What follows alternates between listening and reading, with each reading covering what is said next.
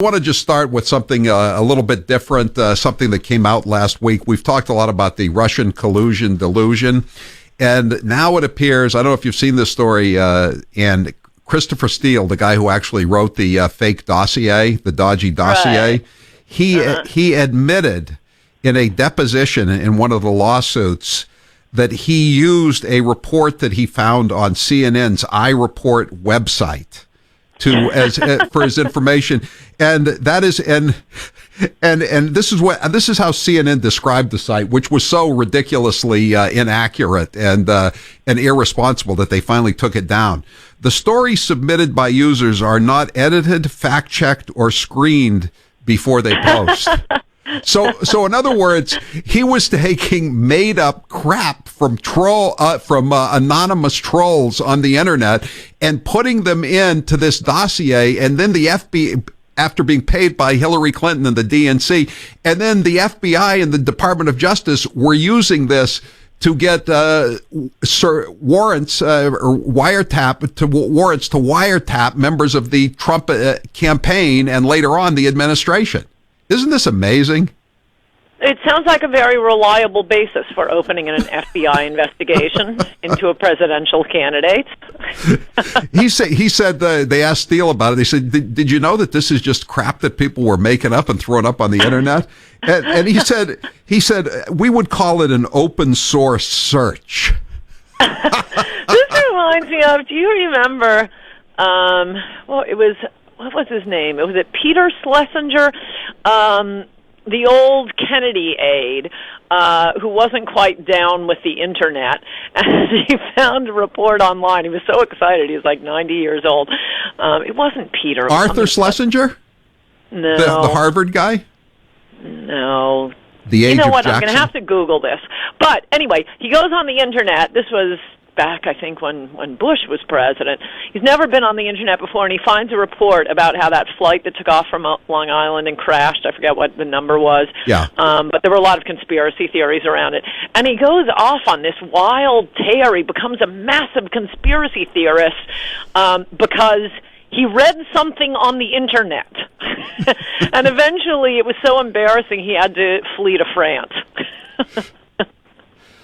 So Ann, President Trump now today is tweeting out about General Motors just wants to close down this plant in Ohio, and so he's been calling the president of GM, and so now he's calling her out, and he's calling out the United Auto Workers, the UAW, the union, saying that they have to keep this plant open. There's like 10,000 employees are going to lose their jobs. Ann, I know you don't give him credit for trying to protect Americans, workers' jobs. What do you mean? Of course I do. Hey, Howie, I know you don't care about illegal immigration, but it's a very important issue. But we were going at it the other day about the H-1B workers and coming into the country. Right, You were he's saying, increasing them, and he keeps saying he wants more. I know, That's but he's not giving him credit for protecting American jobs. That's Pierre giving him credit Salinger. for Pierre what he Salinger, said. by the way, Ann. Thank Pierre you. Salinger. Thank the texters. They came through. Thank you. It began with a P and an S. That's He was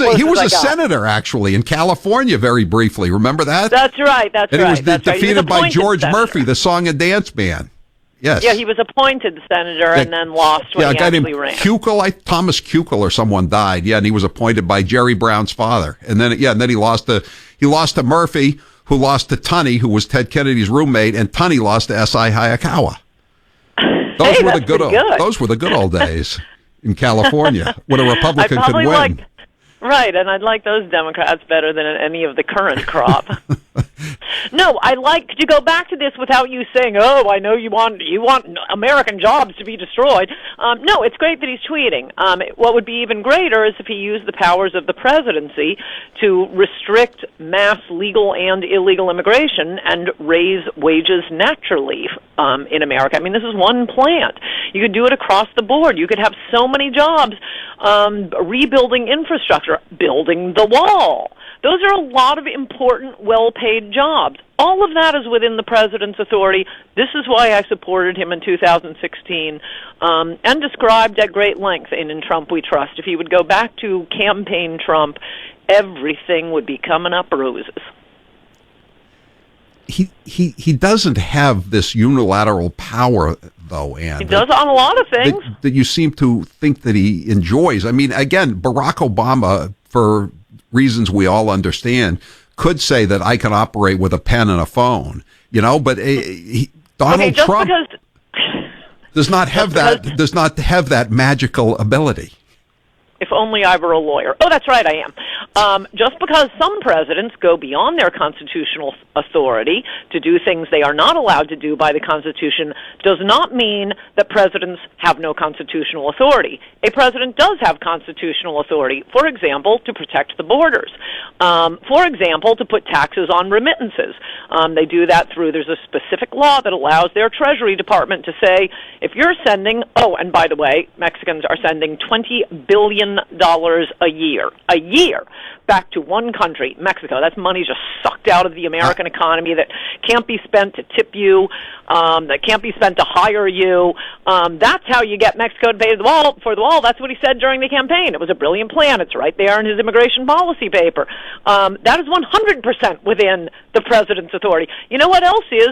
Overturning the last president's unconstitutional executive order announcing that he's going to amnesty any illegal alien who claims he came in at age 17. Yeah, no, again, Ann, I would like to see him do that, but you understand how that would be portrayed in the media. That they would find there's like 5 of them that are going to medical school of the Dreamers that aren't on welfare, that aren't running over kids playing in leaves in Oregon, all that kind of stuff. That 74% of the Dreamers are on welfare. I keep pointing that out to the audience. That's a Harvard University study.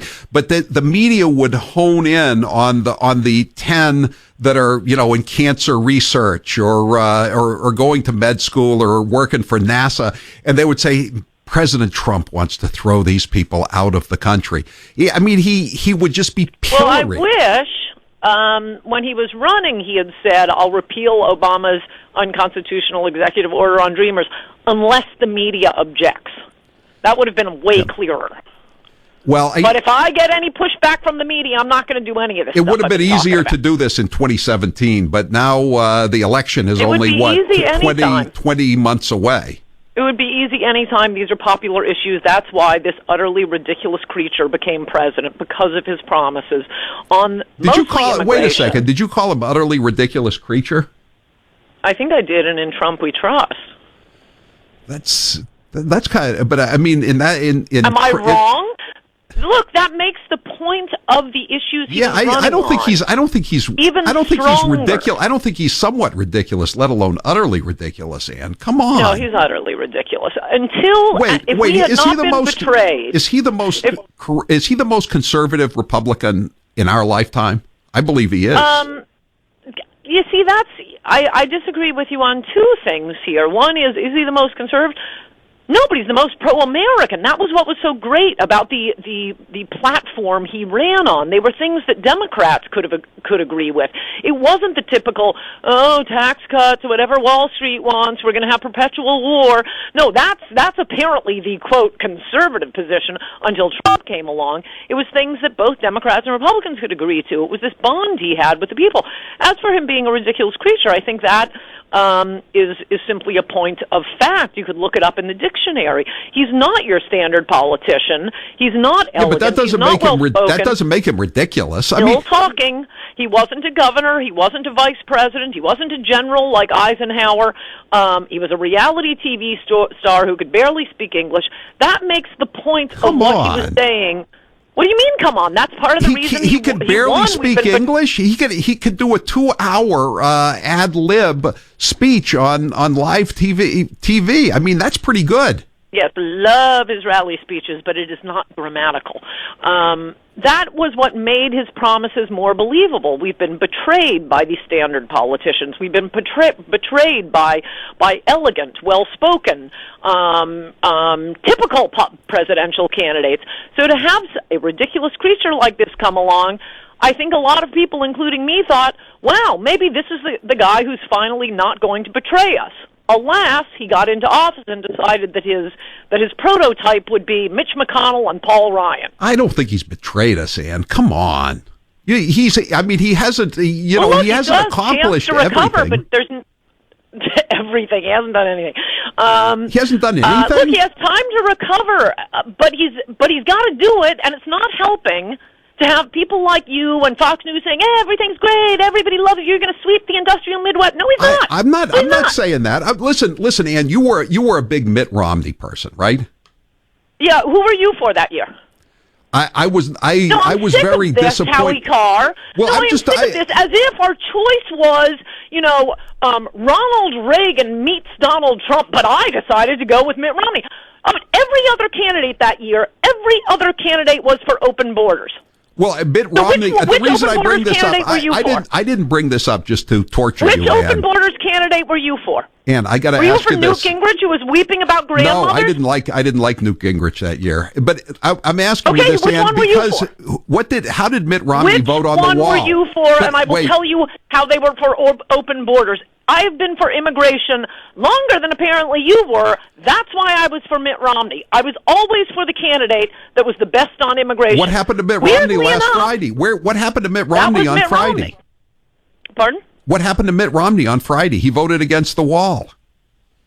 Yeah, he's changed. Now I'm not for Mitt Romney. Now I'm not for Donald Trump. He changed too. Maybe in 10 years, when illegal immigration has gone up far more than it ever was under Bush or Obama, you can come back and say, you were for Trump. No, I'll come back and say that to you. Because illegal immigration has never been worse. You think it would have been better? You think it would have been better if Hillary Clinton were president? I don't think it would. It couldn't be worse. I know that much. All right. It couldn't be worse. All right. Ann Coulter. And it's not helping to lie to him and say everything's peachy. Keep your promises, and then everything will be peachy. I'm not lying to him. I don't know a lot of people that are lying to him. You know. I mean, I think everybody's disappointed with this wall. Did you forget to pay your cable bill? All right, Ann. Thank you for being with us. The title of your latest book. The title of your latest book. Resistance is futile. How the Trump-hating left lost its collective mind. Thank you, Ann Coulter. I'm Howie Carr.